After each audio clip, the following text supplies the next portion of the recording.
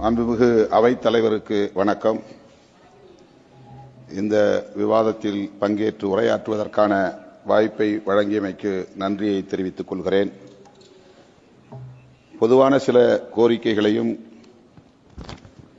என் தொகுதிக்கு உட்பட்ட குறிப்பான சில கோரிக்கைகளையும் முன்வைக்க விரும்புகிறேன். பத்திரிகையாளர்கள் அகில இந்திய அளவில் 3000க்கும் மேற்பட்டவர்கள் கன்செஷன் என்கிற சலுகையோடு பயணித்து வந்தார்கள். 60 வயதுக்கு மேலான மூத்தவர்களும் அந்த சலுகையை பெற்று வந்தார்கள். அந்த சலுகைகளை உடனடியாக மீண்டும் வழங்க வேண்டும், அவர்களுக்கு அந்த வாய்ப்பை வழங்க வேண்டும் என்று மாண்புமிகு அமைச்சருக்கு வேண்டுகோளாக வைக்க விரும்புகிறேன்.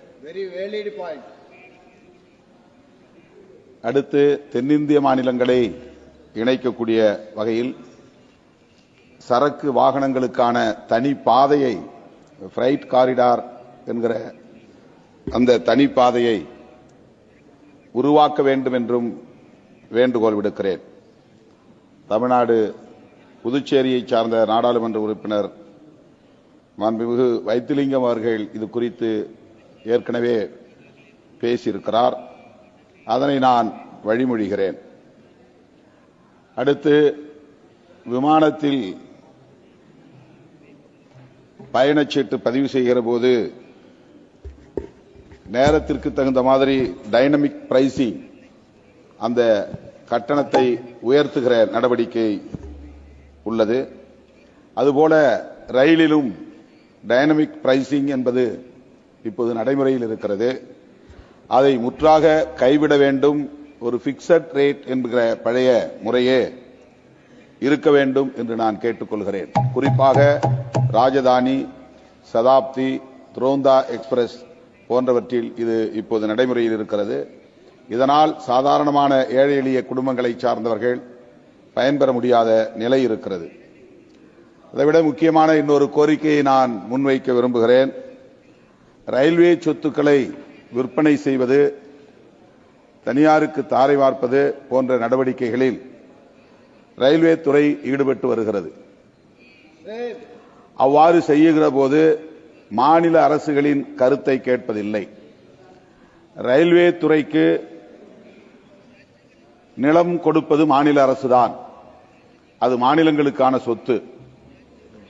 ஆகவே அதை விற்பனை செய்யக்கூடிய நிலை வந்தால் மாநில அரசின் ஒப்புதலை பெற வேண்டும், அல்லது மாநில அரசுக்கே அதை கொடுக்க வேண்டும், மலிவு விலையிலே அதை கொடுக்க வேண்டும்.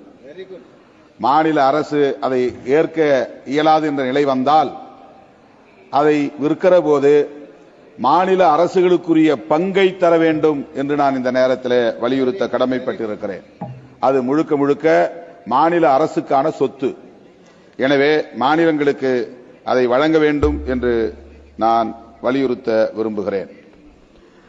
அடுத்து, மும்பை போன்ற அயல் மாநிலங்களில் வசிக்கக்கூடிய தமிழர்கள் தமிழ்நாட்டுக்கு அடிக்கடி பயணம் செய்யக்கூடியவர்களாக இருக்கிறார்கள். அதில் மும்பை வாழ் தமிழர்கள் முக்கியமான 2 விரைவு வண்டிகளுக்கான நீட்டிப்பை வலியுறுத்துகிறார்கள். மும்பையில் இருந்து சென்னை வருகிற ரயில்கள் தென் தமிழகத்திற்கு போவதில்லை.